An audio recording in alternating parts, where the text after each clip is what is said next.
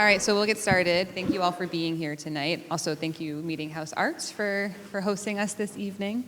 Also, I want to take a second to thank everyone who's up here this evening. We are all volunteer elected officials spending our Thursday night here together, and I'm looking forward to the conversation.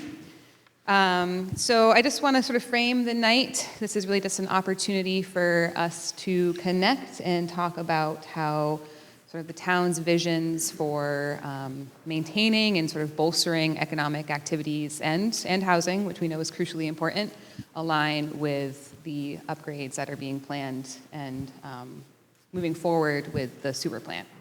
I also hope that we leave here tonight with sort of the intention and hope to have more frequent and open communication between the trustees and the counselors, especially as we think about long-term mutual planning to ensure that we're working together towards our shared goals. It makes sense to make sure that we plan collaboratively, and I look forward to that opportunity together. I just want to remind folks, we're all stakeholders in this community. We're here because we care about Freeport and we love living here. And so I encourage us to remain focused on the big picture of the goals and the future of Freeport that we'll hear about tonight from Brett, and make sure that we do this by working together in good faith, respectfully, and with transparency here tonight and in the community beyond. So for public comment tonight, we're doing something a little bit different than we usually do. Sophie in the back will have some index cards. We want to make sure that if we don't get to all questions tonight, we will have a way to follow up with you to answer them. So if you have a question, please write it down on the index card. There is a box in the back to put it in. Sophie will walk around. During public comment, we'll be able to answer a few, but if we don't get to your question, we'll be sure to follow up after the workshop. So before we kick it off, I would like to give Chair Ashby a chance to say a few words, but maybe before we do that, we can introduce ourselves. Okay, thank you very much. Mike Ashby, Chair of the Freeport Sewer District. I'm Chad Coffin. I'm the Vice Chair of the Freeport Sewer District. Joanna Benoit, Chair of Council. Dan Pilch. I'm a Councilor for District 1. Steve Brown, Councilor at Large. Tim Whitaker, Trustee with the Freeport Sewer District. Matt Pillsbury, District 3 Councilor. Marissa Elliott, Trustee of the Freeport Sewer District and Clerk. Cap Wallingford, Trustee of the Sewer District, as well as Vice Chair Treasurer. Again, Chair of the District, Mike Ashby. I'd like to thank all of you for coming here tonight. I personally have 15 years into this the sewer district, and generally I started this project with the district manager at the time. I'm very happy with what we've done in the district. We've done a lot of changes, and we're going to change a lot more. We'd like and hope that the town benefits. This is why we're here. We're here to work with them and also the ratepayers and everybody to get a system up and running. Our other system is 50 years old. It worked well for what it did, but it's time to move on. So, and later on tonight here we have a presentation that hopefully will show everybody what we're doing and help explain a lot of this. So, without ado, I guess we move along forward. I think so. Thank you. I folded my agenda up. Okay, so next up, we'll invite Brett to give a quick presentation about the council's vision for Freeport. Hello, everybody. My name is Brett Richardson. I'm the Development Director for the town of Freeport. I'm going to do a quick presentation here to provide an overview of some of the work in the background that brought us to this moment from the town side. Town council has set out some goals, ambitious goals for staff, efficiencies, increased transparency, improved public communication, integrated project management, and strong connections. Really, the focus of my presentation tonight is about project implementation and implementation of the town's vision. So there's been a lot of planning done over the last decade in Freeport. Downtown vision is fresh in our minds. That called for economic vitality and significant downtown housing development. It also highlighted the importance of a well-functioning sewer district and sewer service to the capacity of the downtown and the ability to be a resilient community into the future. Climate Action Plan was recently adopted by the Town Council. It too called for dense development downtown that allowed people to move around, frequent shops on bike or on foot. So again, underpinning that is a strong sewer district. And then the active living plan as well, again, density, connectivity, downtown vitality with good infrastructure. A big part of this is supporting commercial and residential development. So over the last year or so, there's been a significant amount of staff capacity, consulting resources invested into supporting commercial and residential development by overhauling and streamlining our permitting processes. Recently, the town adopted a multifamily subdivision exemption, all for the purpose of making it a little bit clearer and straightforward for development. Design review overhaul is currently underway. The design review standards manage this, what development looks like downtown, and there's strong consensus in the community that the current standards are subjective and hard to navigate for both the board and for applicants. So we're currently going through an overhaul of that process for the explicit purpose of making downtown development simpler and quicker to fulfill the community's vision for downtown vitality. Soon, we'll be taking up a site plan overhaul, again, to make things simpler, more straightforward, to support a tasteful development that the community has asked for over a decade. And then, again, we'll also be working on updating our tax increment financing policy, which will help the town invest in public infrastructure and other amenities to make sure that this new development is high quality and it fits the vision of the community. So a lot of work is going into supporting the type of development that the community's asked for over the last decade. Just recently, a couple weeks ago, the town council unanimously endorsed the Dog Bone Transit-Oriented Development Initiative, which is really integrating the active living plan, the climate action plan, and the downtown vision plan by focusing development on existing infrastructure, including water and sewer, in and around the downtown area. Critical to that is good infrastructure with the sewer district.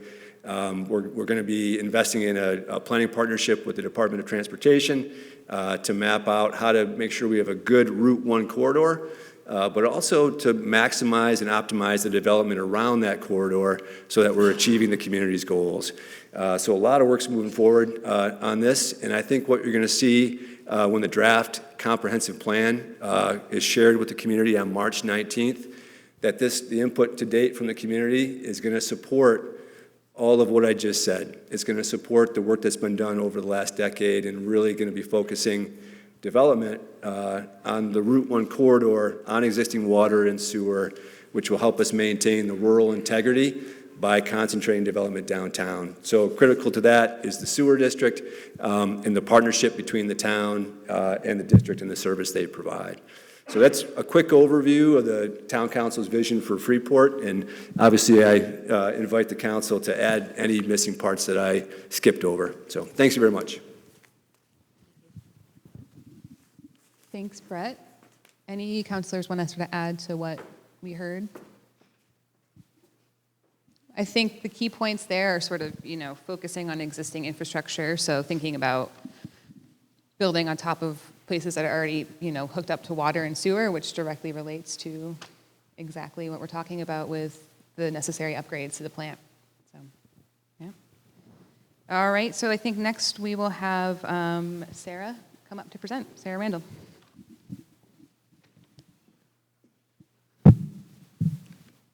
Okay. Yep. So my name is Sarah Randall. I am the general manager of the Freeport Sewer District, and I am joined here tonight by Leonard Blanchette, who is our construction manager and senior advisor for the sewer district, as well as Brent Bridges, who is our senior principal of Woodard and Curran, that are doing our upgrades, or building our upgrades and designing our upgrades for us, and Megan McDevitt, who is the senior project manager. And they're going to come up in a moment and give a lot of the details about our plans. But I wanted to start off by providing some background and context for the sewer district, about the sewer district for those of you that aren't aware. The sewer district was incorporated in 1947, and its purpose is to provide and maintain a sewer system for the collection, treatment, and disposal of the town's sewage. The first trustees were Dr. Arthur Gould, Harry Lund, and Ralph Morse, and they undertook the critical work of financing and constructing the first system, which was initially focused on the uptown area of Freeport, now referred to usually as the Freeport Village. Throughout the rest of the 40s and the 50s, they installed 7 miles of gravity sewer lines and manholes and built a disposal tank for the primary treatment of wastewater. And by the early 1970s, though, it had become clear that a larger and more advanced system was needed to meet the town's growing needs. And again, Freeport citizens stepped up to make it happen. And I want to take this moment to recognize a few individuals from this previous generation of leaders, some of whom are still with us while others are here in spirit, who played a critical role in developing Freeport's current wastewater infrastructure. I want to acknowledge George St. Pierre, who served as chairman of the Freeport Sewer District in 1971. Under his leadership, the district entered into an agreement with an engineering firm, Wright and Pierce, to conduct the study that laid the foundation for the new treatment plant that is at the corner of South Freeport Road and Cushing Briggs. George's commitment to clean water lives on today, but I wanted you to raise your hand. George.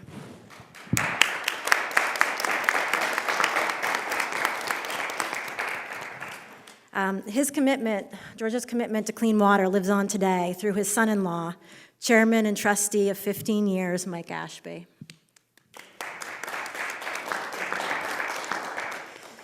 Bill Elliott, a resident of South Freeport, advocated for extending the sewer service to South Freeport. He joined George and a few others to form the Freeport Sewer Study Committee, which played a pivotal role in the district's expansion. Though Bill is no longer with us, his impact endures through his granddaughter, trustee Marissa Elliott. And Peter Coffin, longtime resident of Freeport, served as a sewer district trustee in the crucial period of the 1970s. Peter, I believe, is watching at home tonight, and his commitment to public service continues through his son, current trustee Chad Coffin. Through their efforts, along with the contributions of other committed Freeport residents, the site for Freeport's sewer district's wastewater treatment facility was acquired, financing was secured, and the current treatment plant was designed and constructed. Since that time, we've made upgrades, and the existing system consists of a wastewater treatment facility, 13 pump stations, and a combination of gravity and force mains that transport waste to the plant. The facility is considered a secondary treatment plant because we use biological processes to further remove contaminants from wastewater before discharge. The process we use is extended aeration, which uses oxygen and microorganisms to break down organic pollutants. In addition, we incorporate a third step in our process to disinfect the water before releasing the treated water into the Harriseket. You will learn more tonight about our plans to upgrade to a more environmentally friendly disinfection process, further enhancing the sustainability of our operations. Over the past 15 years, the district has consistently invested in shorter-term repairs, working diligently to maintain our infrastructure. However, as our system approached the half-century mark, we recognized the need for a more comprehensive approach to ensure our long-term reliability and efficiency of our infrastructure. At the same time, we wanted to take a proactive step toward building a sewer system that would support the town's needs for the next 30 to 40 years while also protecting the health of the Harriseket River. Of course, given the small size of our system, trustees and management were deeply concerned about the cost associated with such a significant overhaul. As you will learn more about shortly, we sought outside funding to enable us to complete these upgrades without placing an overwhelming financial burden on our ratepayers. These upgrades are designed to continue to provide our public service to the town and to carry the sewer district into the future. And we are excited to formally share our plans with you tonight through this workshop. And with that, I will hand it over to Brent and Megan.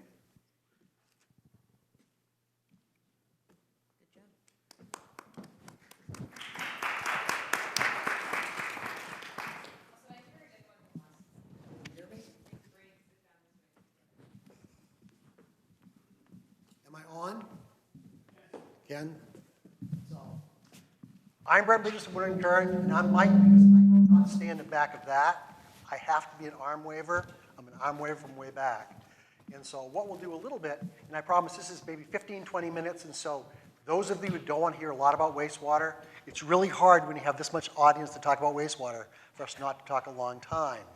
So we'll try to be crisp and try to keep it high level. So again, Brent Bridges, Woodard and Curran. Tonight, what we'll talk a little bit about is the objectives of the project that we have that we're going to talk to you about tonight, the timeline for that project, the locations of where this work will happen, and then talk a little bit about the actual wastewater treatment plant site plan, how wastewater flows through the plant, and some of the site constraints we're dealing with.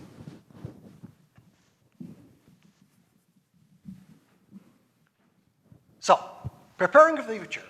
As far as when we started getting involved with the sewer district, it was really about talking about the objectives of this project were to be able to improve the operational efficiency and safeguard, to be able to make sure we enhance the process and improve process control. It's an old plant, and so it's aging out of some of the things that it needs to be done.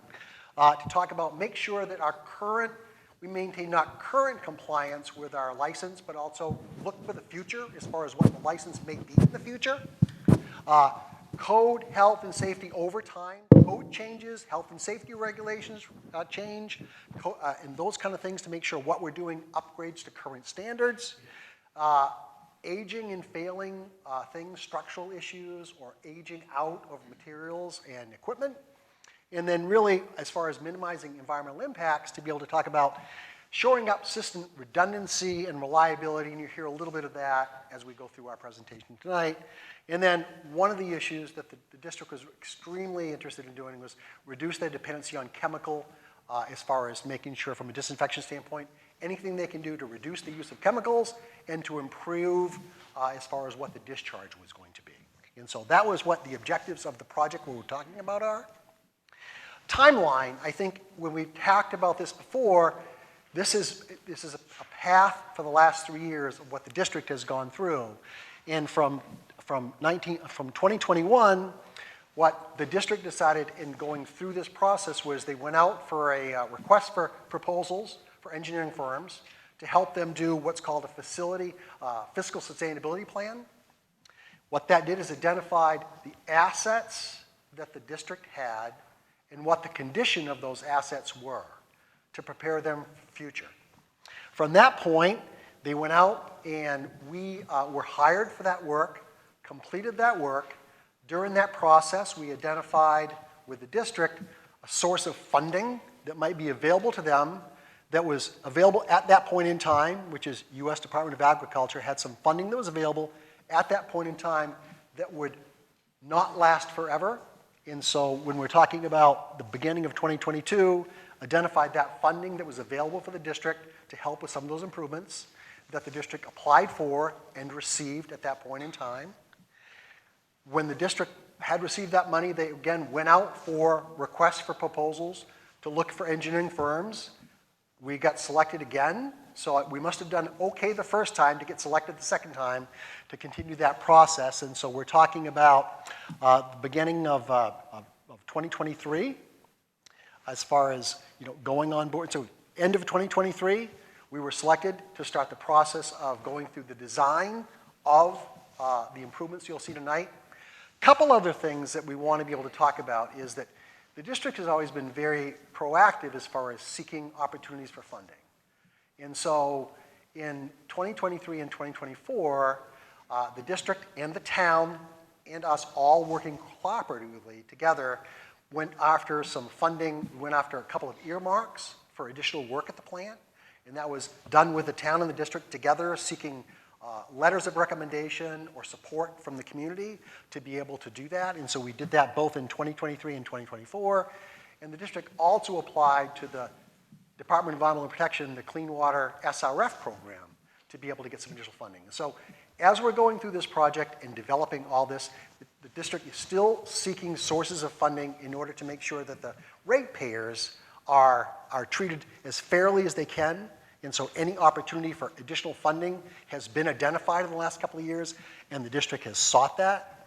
And the last thing I'll say on the right-hand side is the process, as the design process, is a series of meetings. We've been meeting over the last year, about every 3 weeks, with the district to be able to go over elements of the design, to refine the design, to ask questions, to see what exactly the right project putting forward, the right design components would be. And so it's very active participation over the last year, working back and forth as each individual thing you'll see tonight has been worked on to come up with what we think is the plan that best suits the future needs of the town and the district. So as from looking at it, the treatment plant, I wish it worked, but you can see in the yellow, the treatment plant's located, that's the property line of the wastewater treatment plant off of South Freeport Road. We also, as part of this project, are looking not only at the treatment plant, but also the pump stations that convey wastewater to the treatment plant. And so there is some work to be done in each of those facilities as well to make sure that they are as up to speed as the treatment plant is. So we can get the wastewater there to be able to treat accordingly. So all of those pump stations are also part of the project as well. So this is, if you're looking at the overall site plan, the existing site plan, and you'll see is we've labeled headworks, chlorine tank, treatment units, garage, control building. My 90 seconds of wastewater treatment for everyone is that if you look at it, I think I've got a flow path here. Wastewater comes in through one pipe off South Freeport Road. It goes to the headworks building. What happens there, the headworks building is a screen. So what it essentially does is, if there's a rag, if there's a stick, if there's a shoe, if there's a piece of clothing that gets flushed down for some reason into the wastewater system, the headworks is the place that you pull out everything that's solid that shouldn't be in the wastewater process. So you pull that out of the headworks, put it into a bucket, take it to the landfill. And so what you've got off the headworks building is just water, just liquid. From there, it goes into those 3 treatment units. What you do in a treatment unit is it's a biological process that bacteria or microorganisms or bugs are used in order to treat the wastewater to make it clean. And so each of those 3 circular units, we introduce microorganisms or bugs to be able to work at treating the wastewater. 2 things come out of that. So what happens is you get clean water and you get solids, you get the dead bugs. So when bugs have done their work and they kind of slough off and die, you get solids. And so we have to be able to do something with the solids. And so what happens is the solids go into the control building where they're sent through a centrifuge, which is basically the spin cycle on your washing machine. So all we're trying to do is to get as much water out of those solids as we can to be able to make sure that we can manage those solids. Those solids have to go to the landfill. So we're trying to minimize how much water's in it and maximize how dry we can get it so we can minimize the cost to be able to take care of those solids. The liquid off those treatment units goes into a chlorine contact tank where we add chlorine to disinfect it before we discharge it into the bay. And so headworks, treatment units, solids handling, chlorine, that's it. That's all that happens with the wastewater process. And so it happens, as you can see those red areas, kind of, that's the way things flow through the site. Site constraints. So when you're talking about it, one of the things that pipe that comes in has to stay active all the time. We can't shut that down, so that's the one. There's not a lot of redundancy. There's only one pipe coming in. And so part of what we want to do once we get it in, would like to create redundancy throughout the process, so you can clean tanks or change things over, but right now there's only one pipe in, so everything that's collected in town comes through that one pipe into the treatment facility. And you can see one constraint is the road coming in are wetlands on the other side of the road. So between South Freeport Road and the plant, there's extensive wetlands that do restrict what you can and cannot do, what you can and cannot build. And so that is a little bit of a site constraint, as well as the fact that that one line coming in, you have to work around.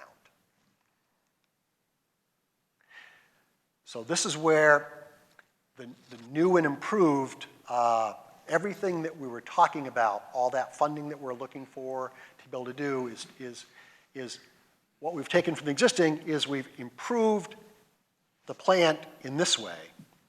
We've said that right now, we've, on the lower side, and Megan will talk more about this, is we're changing out a process for using chlorine to using ultraviolet light. And so we will screen the wastewater, make sure we can pass the wastewater through ultraviolet light to disinfect it, so that'll eliminate the use of all that chlorine. One of the things that's important is when we're talking about this is the license that's coming out to the Freeport Sewer District would require twice as much chlorine to be used and twice as much tankage to be built in order to create the disinfection. So we're catching it at the right time to be able to make this kind of introduction to reducing what could be a lot more chlorine use and a lot more things being built in order to disinfect, to be able to work towards a what we think is a safer, easier, better process. And so the other changes up at the top, when we talk about that kind of like that spin cycle on your washing machine, we're going to relocate that particular equipment over to the north part of the site in a couple of underground tanks in a building that'll have all that happen. And so the reason for that is, right now, all those 3 treatment units currently not only treat wastewater, but they store sludge. They store solids. So to make it more efficient, we'll say, why don't we just keep those 3 treatment units treating wastewater? Why don't we move all that solids into one tank where they can consolidate, we can drive as much water out of them to make an overall better process for everything by kind of making it more efficient and combining it. And so what you see at the top is a couple of underground tanks and a solids handling building. So we'll take that kind of that washer spin cycle and move that to that building. And so, and the last part is down the back side is right now, all of the operations are in the control building. So electrical, generator, office, lab, break room, blowers, solids handling, everything's in one building. And so one of the things we're trying to do, and there's really no storage. You see a lot of things if you ever were going to the Freeport site, everything's stored outside because there's no place to put anything. And so the thought was to be able to, as we kind of move some things around with solids handling, move solids handling out, move kind of the office, laboratory, that kind of space out, to be able to free up some space in the building. So we're not trying to do everything in one building. We're trying to do the things that are appropriate to be done in that building. And so we've separated out all the other elements on the site as you see them. And now Megan can talk a lot more about the details of it. Do you want to use this? Or do you want to use that? That's fine. I don't know. I think Brent gave a pretty good overview of what's going on. So I won't add too much detail because I want to keep it relatively simple. But I know some of this information has been shared in previous public meetings, whether it was meetings hosted by the district or in planning board meetings or project review board meetings that we've gone to. So I'm just going to give a little background of what we are proposing as part of this project. And again, indicate that all of these improvements, when you're working at a wastewater treatment facility, we do need to keep this plant running at all times. So sometimes you are limited with how you do your design or how you do your upgrades, trying to work around things that need to be maintained and kept operational. So that is one thing that we have to balance when we come up with these designs. And also, all of these improvements are targeted towards operational excellence, safety, and environmental stewardship. That is what the district is trying to do and what they're committing to with this work. So as Brent noted, kind of the first part of the project and the part that has been made public before is the administration and laboratory building that will be added to the south side of the site and the secondary driveway access. This is for redundancy. This is critical infrastructure. The district needs to make sure they have to be able to get here so that they can continue to operate the plant as necessary. So it is something we are seeing at more and more districts throughout the state. I believe York Sewer District has multiple access points. Lewiston Auburn's water district has multiple access points. So it is something we are seeing more and more throughout the state, is having that secondary access. We have been working very hard to make sure this driveway does not have any adverse effects on the area that's surrounding it. We have worked with archaeologists to make sure that where we are constructing this and getting confirmation that there is no adverse existing historical structures around there that would be negatively impacted by this proposed project in this area. We have also worked with historical architects who have also reviewed all of the pump stations and the treatment plant to ensure that we are not having adverse impact, because this project is located in the Hare-Seacut Historical District. So we've been working with those consultants to ensure that our designs are not having that adverse impact. There will be some clearing as a result of this, so we are proposing to do vegetation and planting to try to minimize the visual aspect of this project as much as possible. And I will show some rough renderings at the end to show you what these new structures and things like that would look like. But the new admin building will hold office spaces. It will hold a large conference room for trustee meetings. Also important for training and education for the staff to make sure that they're up to date on the most latest and greatest techniques. It will also have a laboratory space so that they can do all their testing and ensure that they're meeting discharge limits, as well as break space, locker rooms. It can be a messy job, so they do need showers and spaces like that. So moving from there, we go to the Headworks building, kind of following the flow path that Brent outlined. In there, because that is where all the raw wastewater comes in initially, it is a very corrosive environment. And so there's a lot of the equipment and infrastructure in there has started to deteriorate. So a lot of the upgrades in there are simply to replace aging and deteriorating equipment, as well as improve the ventilation in the space so that it's safer and we can address those corrosive gases and things like that. Going into the control building, we will do some upgrades with the pumps in there so that we have better operational efficiency into the treatment units. The treatment units themselves, also very corrosive space. A lot of the mechanism and equipment in there is starting to fail. There's safety concerns with handrails that have started to corrode and things like that. So replacing, upgrading a lot of that equipment with more durable materials so that we get another 40 to 50 years out of that equipment is part of what we're looking to do in there.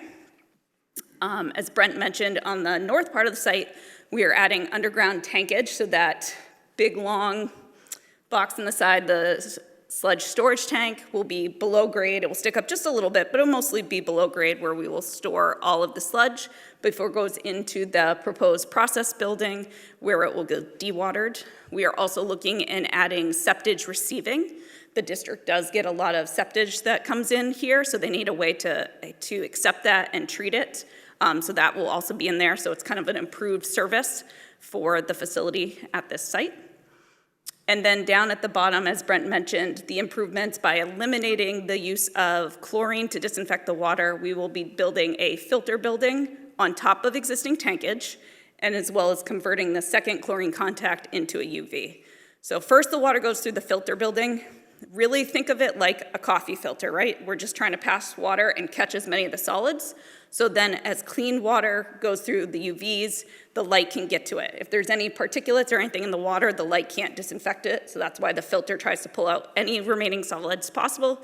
The light will disinfect it, and then it will go and discharge to the Hare-Seacut.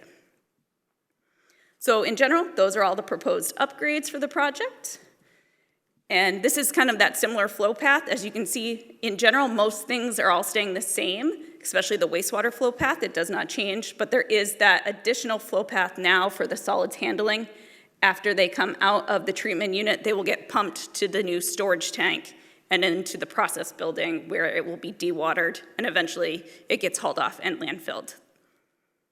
So now we'll just kind of go through some rough elevations of what we are proposing for the project. So this is an elevation of the proposed administration building. It's going to be a wood-framed building with a asphalt shingle roof. This is the view from the parking spaces proposed. So if you pull into the new facility or the new driveway and park, this would be the view and where you would go into the building. And these are the rear views as well as kind of the side views of what it would look like. This is the filter building. So again, this is existing tank that's currently in the ground that sticks up about 3-4 feet. Because of the height and the access that we need to the filters, we're putting a structure over it to protect them for the weather. So again, another stick frame building with a sloped asphalt shingle roof that will just be located right on top of the existing tankage. This is the side view of what the filter building will look like. This is the proposed process building. So this is the one that will have the dewatering equipment, the washer, spin cycle, as Brent referred to it, as well as septage, receiving, and things like that will be in here. This is on the north side of the site. Again, simple single-story building, sloped roof. And then finally, as Brent mentioned, we are doing improvements to 8 of the pump stations to make sure that they can keep up with the needs of the wastewater treatment facility. That involves putting little structures, kind of looks like a shed for the most part at many of those pump stations. Again, single-story wood frame structure, siding, and asphalt shingle roofs. In general, these aren't too large, but these will go, it will allow the pumps and the equipment, all the electrical components to be inside, out of the weather, which helps them last longer for things like that. And I think that is the rest of what we have for presentation. I don't know if we have any final comments. Thank you.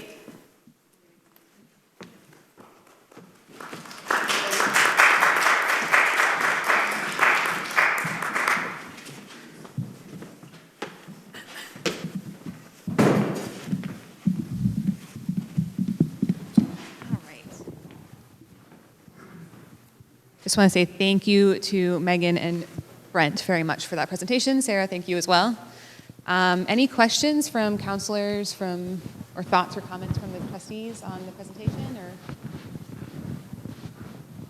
Okay.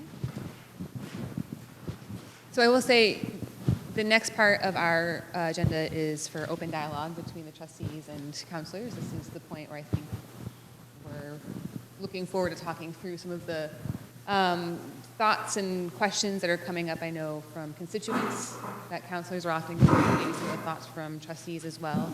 I welcome any questions or thoughts.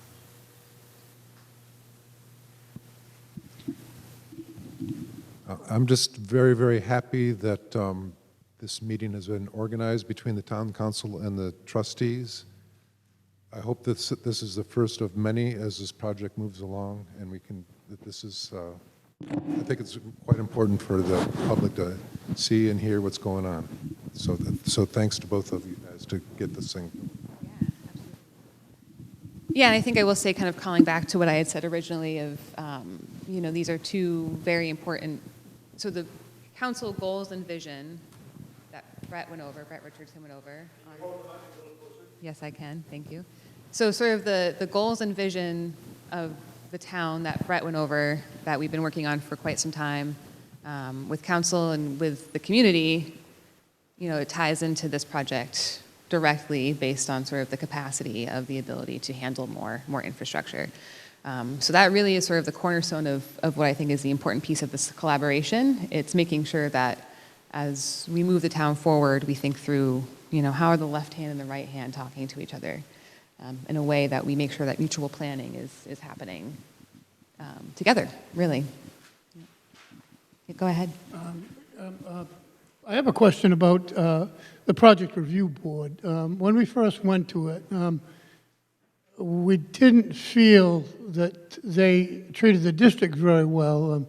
A lot of the comments were out of their realm, and they kind of didn't pertain to what they were saying. And we wondered if we could somehow make some change to kind of get them on track. I know, I mean, they were bringing up things that weren't even a part of their duties.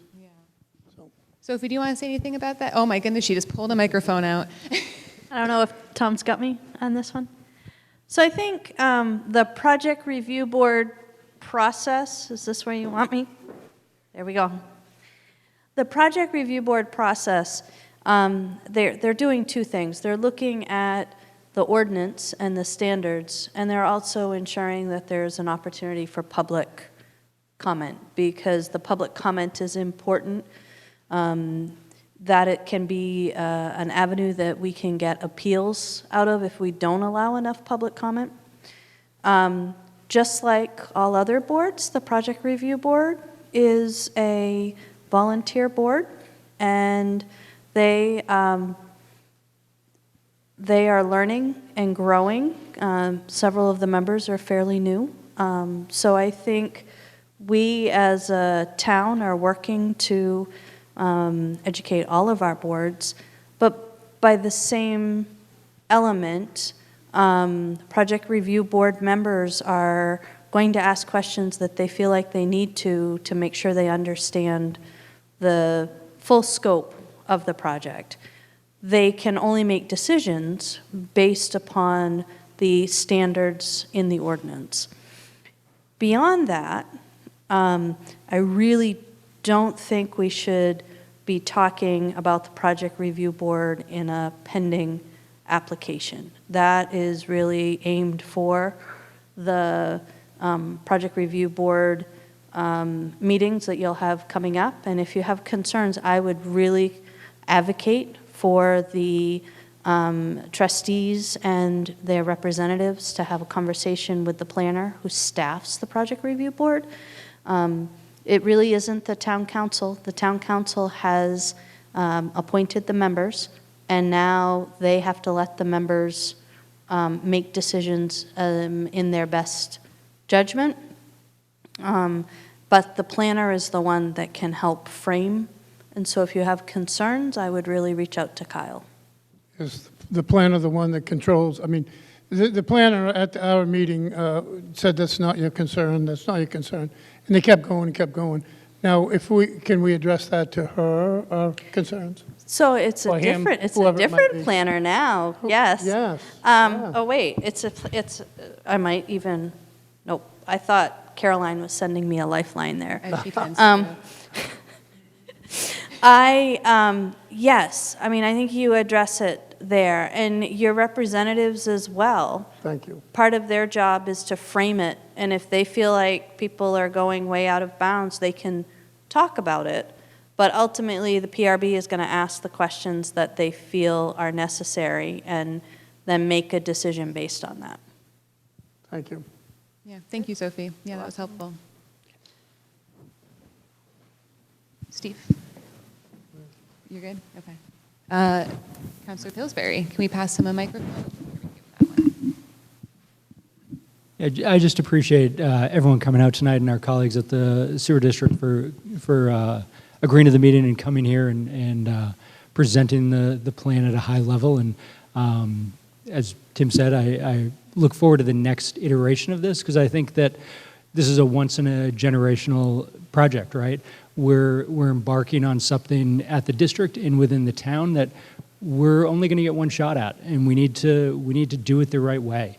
And that a lot of that comes with planning and transparency and communication and dialogue from the community and input from the community. And sometimes that process is tough and it's long, but we got to go through it the right way, and we need to make sure that everyone is engaged and involved, because we want to get to a product that's good for the long-term use of the town and what works for the residents. And I think it's not only the physical upgrades at the plant, but it's also the improvements that we're looking to do within downtown, the growth and development, and how we coordinate on things like capital improvements and maintenance. And if we have to repave a road, we should be in coordination with the district so that they're not going to rip it up in another 6 months because they have to do repairs and maintenance. I mean, there's a lot that we can do there's a lot of resources on both sides of this that we can leverage and work together on, and I'm really looking forward to strengthening the relationship and working together. And I got to be honest, sometimes it's going to be tough and painful, and I hope everyone just bears with that process because it's really important. And appreciate everyone coming out tonight, and I hope we'll have a chance to take a few questions, but set the stage for what we do next. You seemed like you were jumping. Yeah, I'd just like to say that, I think that was a great point because, about working together on things like you made pulled up a great example there, and I just wanted to say, when I say we're working mutually, that, the district has, I got involved in this, I don't know, quite a long time ago, along with Mike Ashby and a bunch of other people, and I think that the thing the district, I just want to get out there is that whatever the town decides to do, whatever the town's plans become, or whatever, that the district has been planning and putting these plans in place so that whatever the town decides to do, we have the infrastructure to support it. Yeah, absolutely. Any other thoughts, questions? Great. And I think, even in planning this workshop, talking to Chair Ashby and Sarah, that was, before we even stepped foot in this room, that was a very clear takeaway of well, yeah, of course we should be meeting occasionally and talking about shared goals and what you're working on and what the town's thinking about and making sure we're moving in the right direction together. So I think we all agree, or I hear that echoed across the entire stage, and that's great. We haven't, at the district, we haven't been able to work with the town in the capacity we have now. Before they were their own business. Well, now we'd like to open up and work with the town and everybody work together and incorporate all our views and to make it best practice for everybody. Yeah, and I will say, Thank you for that. Absolutely, and I will say we keep talking about growth.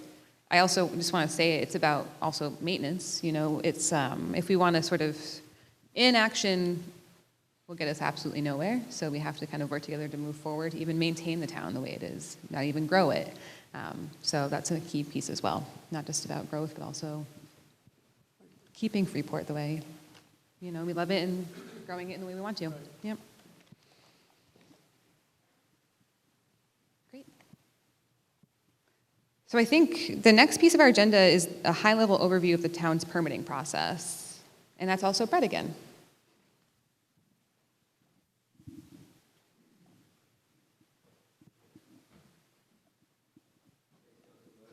I was happy to hear Brent mention the CDS request, earmark request, and I had a chance to gather some of those letters in support of the sewer district's effort to raise funds, and I can tell you that there was letters supported from across the community. It was good to see the support there. In terms of permitting, Sophie did a good high-level job there, but it's important to remember that the Project Review Board reviews projects against relevant standards in the ordinance. They have to make sure that the entity applying has right title and interest for what they want to do on their land. And then it's the PRB's job to make findings about whether or not the proposed project meets the standards, particularly site plan review. So if you get a chance, you go home, you got some time this weekend, look at section 602 of the ordinance. That's the site plan. That's really kind of the guiding thing. And it's the applicant's job to demonstrate that they are in compliance with those standards. So the burden of proof is really on the applicant. And then the PRB evaluates the information and makes findings about whether or not the proposed project meets those standards. So it's also important to note that in that capacity, the Project Review Board is acting in a quasi-judicial capacity. The Planning Board in Freeport does the policy work.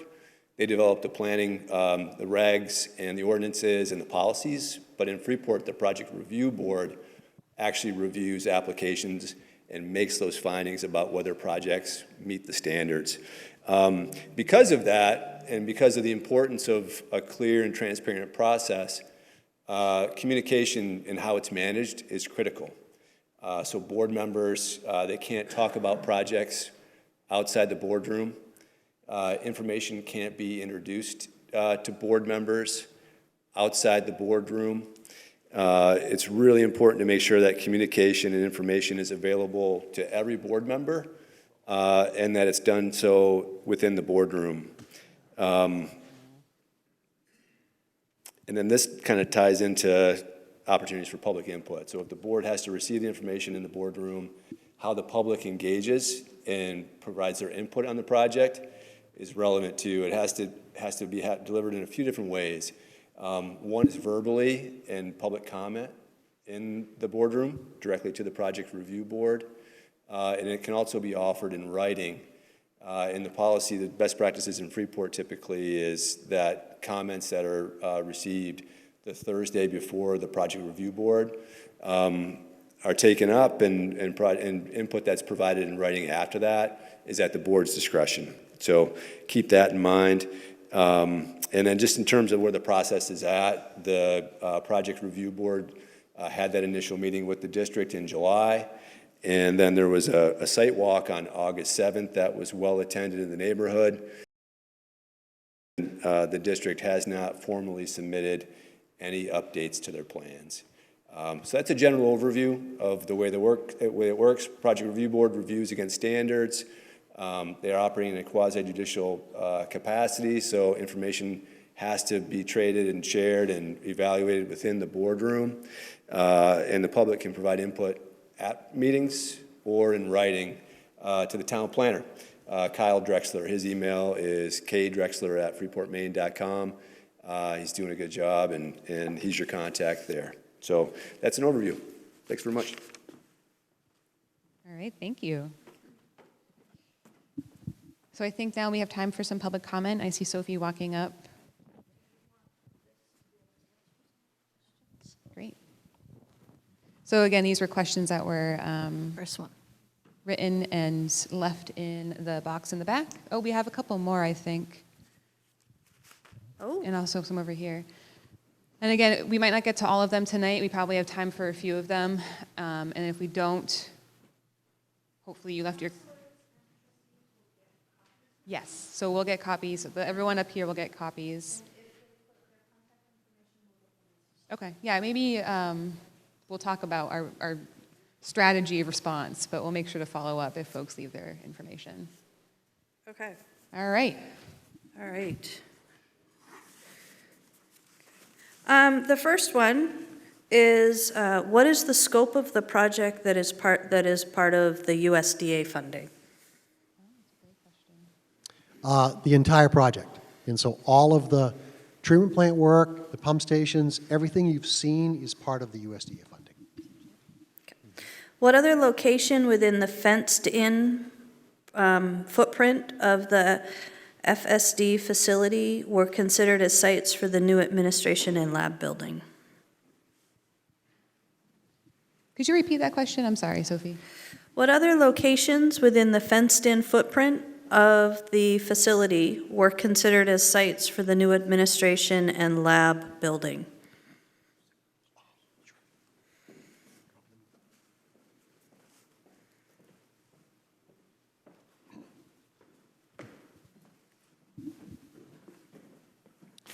So the question is, are there any other sites for the admin building? Yeah, And yeah. so what we had done is, in that particular area, we had looked at all in that particular area. If you look at the site itself, because of the existing tankage and piping and existing buildings that are there, it didn't really project itself, and so it really needed to be up front. The other thing about the admin building is it needs to be available for the public to get to. And so the thought was to be able to be available for the public to get to and not traverse through the entire site. And so we had looked at that particular area around the parking lot in front towards Cushingsbridge Road as far as the kind of areas we looked at the admin building. If the Freeport Project Review Board does not approve a secondary access driveway, what is your backup plan to ensure access to the facility via the existing entrance? Len, you want that one? I think Lenny should take that one. Okay, I'm just going to move and he can go right here because I have a feeling you're going to have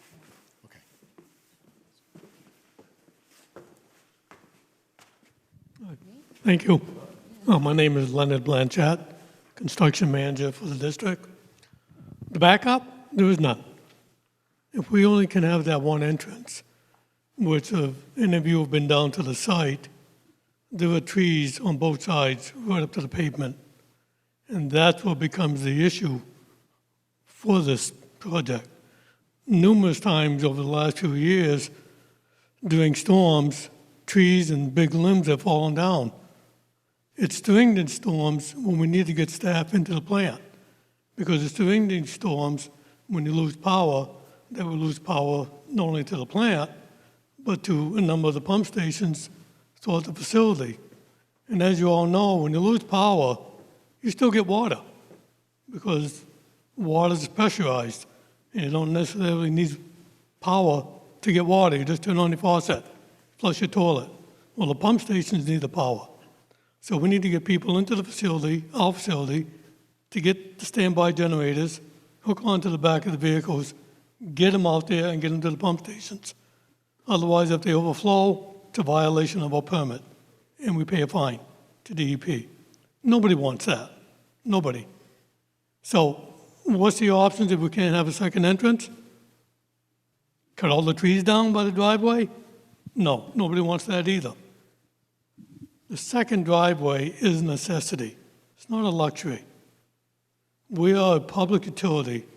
We have a responsibility to maintain the system and keep it operational 24/7, 365. And we take that mission very seriously. And that's why this second driveway is being proposed. We need to have a second entrance.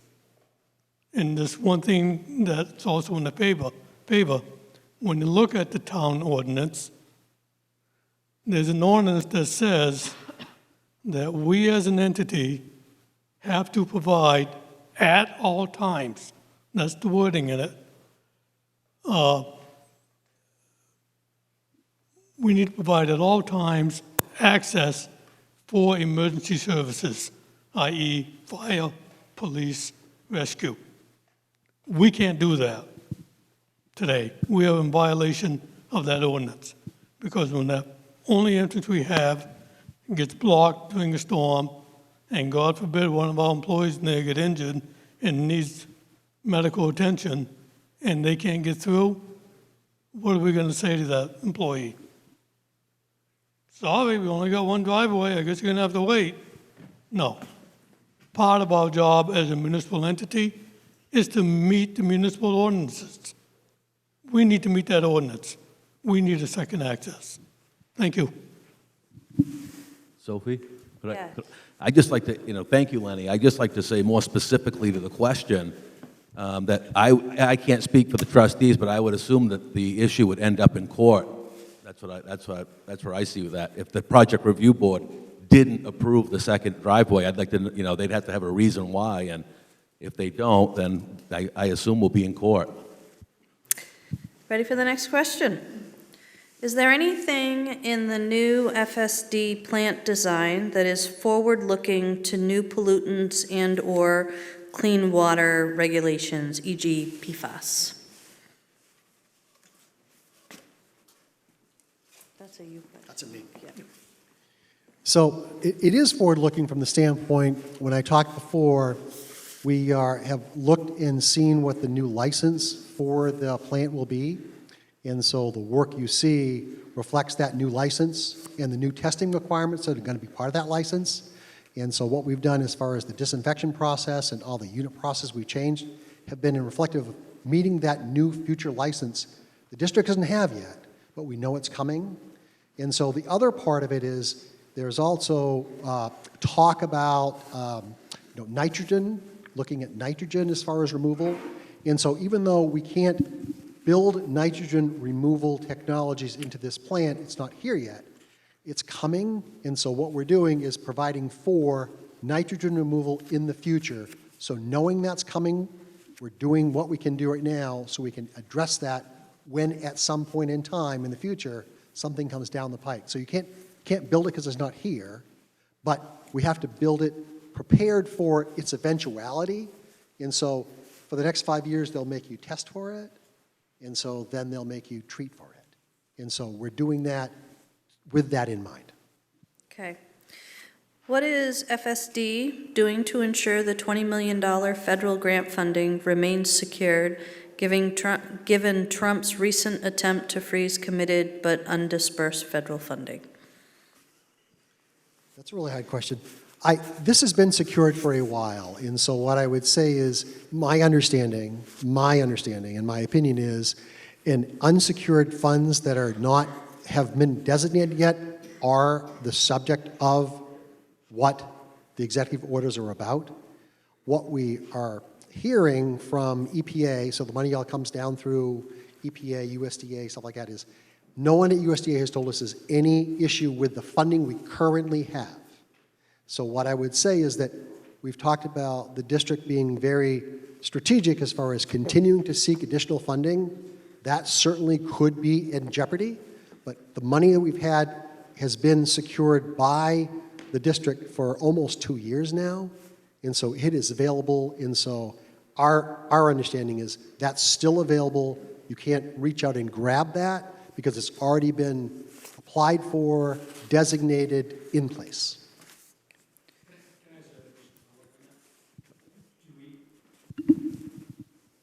Does the district actually have the money, or is it still to be sent? No, the district has it and has been using it to pay bills on this project to date. Okay. The full amount? Yes. Great. Oh, wow. When will FSD start posting agendas, minutes, design documents, and water quality reports online? I'll just step out and let her. Yep.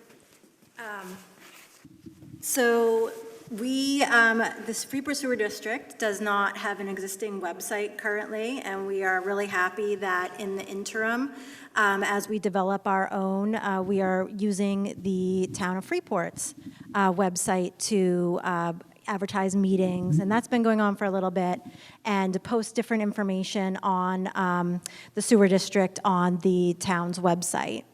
So we're really happy that that's there. In terms of water quality data, that all is available through the EPA's website. We have to fill out, there's different reporting requirements that we are mandated to do as part of our permit, and those are all available online on the EPA's website.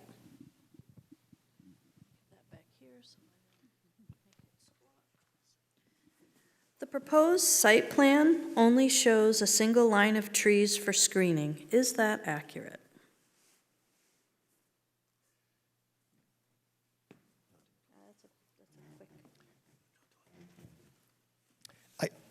What we have done at this point in time, what we've tried to be able to make sure that as we're putting the access road in, provide enough of a buffer.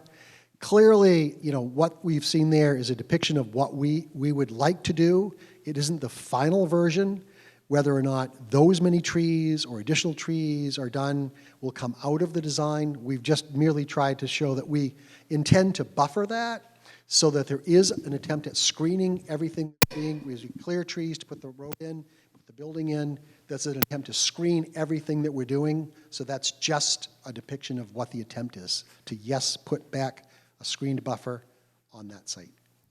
I think you can stay right there. Well, I think we have. As being in this project for many, many years, I'm proud of what we've done. We've lowered our footprint. I'd like to be able to show our project, not hide it. Everybody wants to cover this up. I mean, this is a monumental occasion, and I'm very proud of it, and I think the rest of the board members are. We understand that nobody wants to see sewerage, but it's a fact, and it's going to be a good-looking building and presentable. So I'd like people to come down and see this when it's done and view it and be proud of it with us. So, thank you. So, Mike, I think this is right up your alley. How has the design changed in response to public feedback? A lot. So the question is, so I'll take that one. So we have done it. So what we've had is, and we're going through and looking at the site, working with the neighbors, talking about, we had some other alternatives as far as where the access road would be, and in working with the neighbors, what you see there is a reflection of that change. And so we were originally going to go right out to Cushing Spriggs. It's a shorter distance. We had certainly a lot of public feedback on that. And so what you see from a design standpoint is a reflection of that.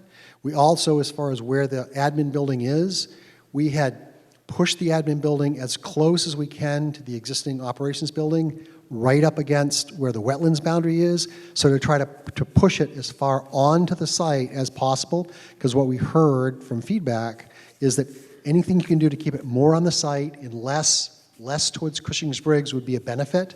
And so those are the kind of things. And then we talked about the buffering. The last question was on the buffering, to say they wanted to make sure that there was enough trees and buffer there, and so that wasn't just open land. And so the kind of things you see on the plan would be where we've located the admin building, where we've put the access road, where we've put the buffering is really a reflection of what we heard from the community as far as things they would like to see different. And so we've made modifications to the design to reflect this current design. Will these WWTP improvements meet the growth goals of the town? And thanks to all of you for serving.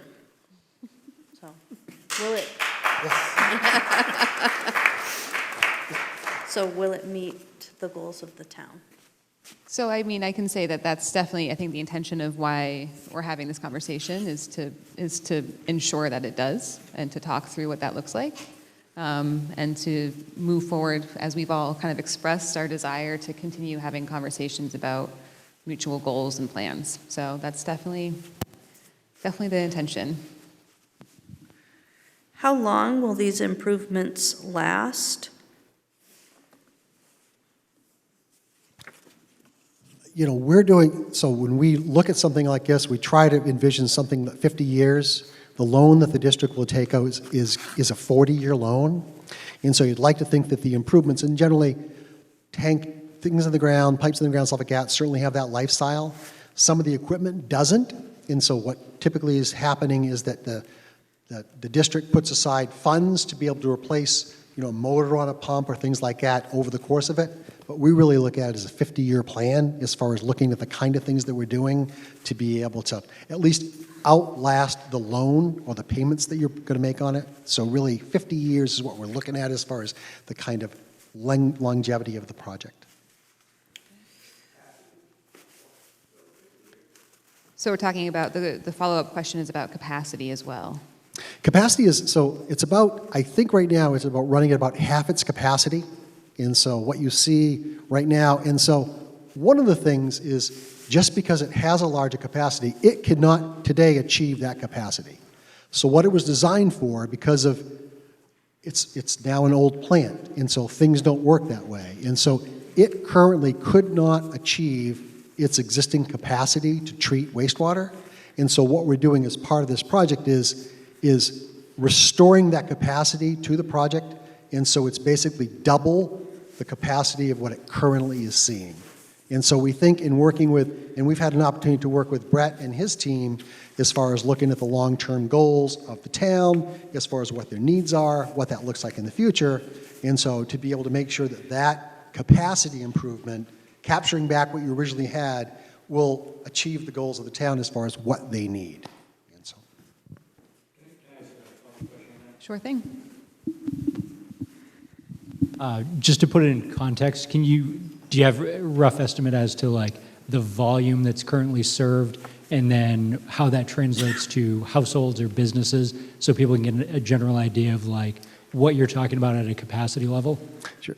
How many existing users, Sarah? Do you probably can answer the question? How many? 1,000 users? 1,017. So 1,017 users. And so what that would do is if it developed the same way it has in the past, then you could deal with 2,000 users. So double the number of users on it, and you'd have the capacity within the wastewater system to do that. Yeah. Yep. Is that 1,000? So the reason I'm getting caught in the weeds on this is that in terms of our development plan, if we do more dense building development within the sewer district, I'm just trying to understand, is that like 1,000 households, or is that like how many users, right? Because if you have one property that has 2 people in it versus one property that has 6, like how does that change the calculus on it? Do you know the residents versus industrial Yeah, versus? I believe it's about 600 residents and 400 commercial users. We're not at full capacity yet without taking in the sewer. No. So we're still not at full capacity yet. We're still not at full capacity, but the capacity of the plant, and I don't know the number of gallons, they might know what goes through, but we're trying to get up in conjunction with the town to be able to accommodate what their needs are too. Can I ask a follow-up to that? Just the capacity question in general as it relates to the finances. So we've got some grant money, some loan money. The rest of the money that we need, does that fall solely to the ratepayers, the customers of the sewer district? So if you're not a customer of the sewer district, there's no impact to you.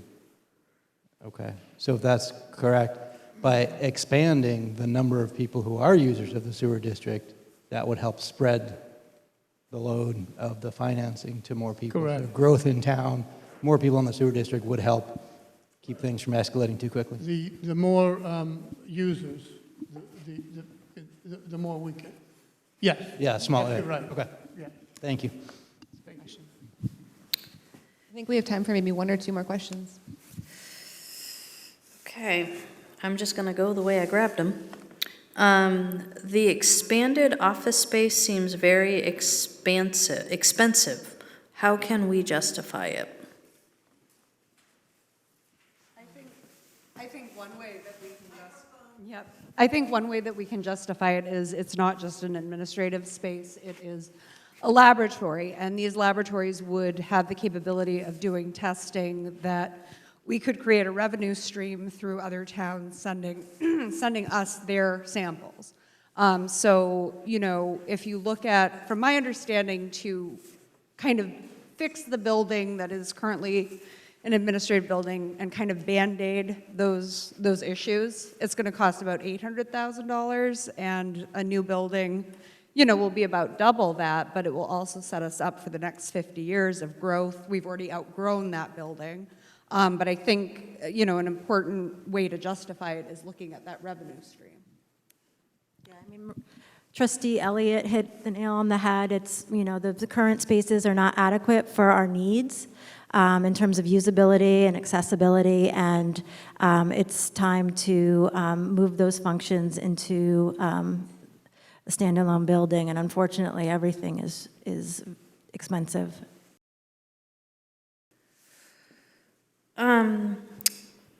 A request that there be representation from town council at FSD meetings, specifically called out Matt Pillsbury, District 3.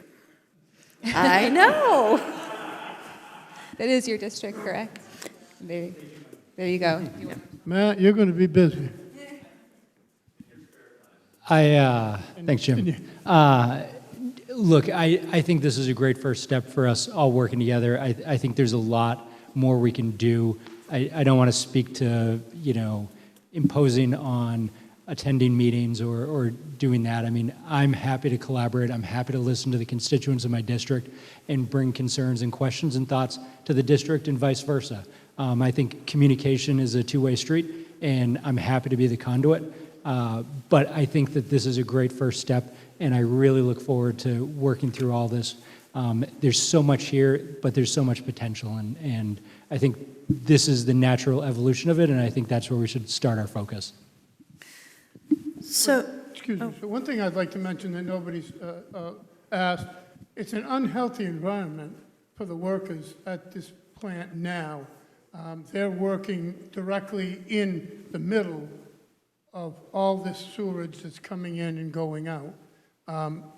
So far, seems to be okay, but in the future, we'd like to get them out of that unhealthy environment. And this would do that in the new admin building, too. Thank you. So I know that we are short on time, but I have two questions from an individual that I think other people might have. The first is the comprehensive plan meeting is scheduled the same date and time as the project review board. And what if I want to attend both? So to answer that, the same staff needs to be in both places. So we're actually looking to move the PRB meeting date simply because we had to find a date when large facility and our consultants were also available. The last one, which I do think is kind of interesting, is will the project review board require phase 1 and phase 2 concurrent approvals of sewer upgrade or phase by phase? It's really interesting. I learned this not long ago. It had nothing to do with this particular application, but there are some ordinances that speak to phasing. The town of Freeport's standards do not speak to phasing. So the only thing that the project review board is supposed to look at is the material that's in front of them on that particular application. So we ran into that where another applicant had 2 phases, but it really is a decision on whatever is there in front of them. Some applicants bring material that shows a phase 1 and a phase 2. It's still one application. If it's one application brought in month 1 and another application brought 6 months later, they're 2 discrete applications. They're not commingled. Yeah, and just to provide a clarification, we actually met with the town planner earlier this week talking about resubmission of our application. And due to the delay, I know it's been a few months since we've been in front of the project review board, but we've been able to advance the design of phase 2 enough that we will be resubmitting it all as a single project. So everything that was shown on the plan today will all go in front of the project review board in our resubmission. And that reminds me of, if you are interested in keeping up to date with what's happening with the PRB, always keep an eye on the agenda. You can also sign up on the website to actually receive an alert when things are posted. There is a button called Notify Me, and if you hit the button, it will give you a list of agendas that you might like to get so you can get alerts. We love that. It's all automated. There are questions here that didn't get answered. We are going to, for people who left their contact information, we'll get you those answers. We will also copy these and make sure that all trustees and all counselors get copies of all the questions and comments. Okay? Thank you, Sophie, and thank you all for your questions and comments. So closing up now, thinking about next steps, I think there's a couple very obvious ones. We're all very excited to continue working together and talking together. I think it's important to do that both in a working capacity, either if that's leadership or staff working together and meeting regularly, and also in this public capacity, I think works well. So finding some balance there of making sure we have both of those in place. And we also welcome anybody that would like to to attend our meetings to get more information. You're very much welcome to come down. We'd love to have you. And I'm not going to speak for Sarah, but if anybody wants to come down and have a tour of the facility to see how it really works, it's worth your time. And I'll just contact Sarah and somebody will be able to walk you around the plant, because you'll really understand why we needed the upgrade, and you also understand how the system really works. So I recommend, if you haven't been, to do it. Before we wrap up, I just wanted to offer a note of gratitude. It was a late Tuesday night after a 4 or 5 hour meeting that we had, that I was in the parking lot with Councilor Pillsbury, and he offered the idea of having a joint workshop with the council and the sewer district. So thank you, Matt, for being brave enough to kind of stick your neck out and say, yeah, this is a good idea. It would have been easy to look the other way. And thanks to the chairs of the council and the trustees for being here, and Sophie and Sarah for coordinating. But mostly, thank you to all of you for coming out. Freeport consistently shows that all of our residents are more engaged than a lot of other towns. We don't always see this much of an audience at our council meetings, but I know you're all home watching. So thank you for being involved, and I would encourage you to continue to be involved. Hopefully we'll be able to get the word out so you know when these meetings happen at PRB and otherwise, so keep on showing up. Thank you. I think you said it all, Dan. That's great. You're great. And are there any other next steps that we missed? I think. Ready to adjourn. Well, I think you're up for closing remarks, Mr. Ashby. Yes. Oh. And I think I'll follow. Okay. Again, thank you all for coming out. This is a project that's near and dear to my heart, and I hope a lot of other people will understand if, like Mr. Whitaker said, come down and look at this plant if you're not familiar with it. If you're not familiar with the workings of any plant, especially this one. And we'd hope to see you there and possibly at our meetings. And thank you all for coming out again. Yeah, I definitely echo that. And I think, this meeting, I think, is a real clear example of how we're all here for the same reasons, which is to work together and keep Freeport moving in the direction we want to see it move into and make sure we're working together efficiently and effectively. And I think this went very well. And I thank you all for your time and on a Thursday night. And I think we're all set.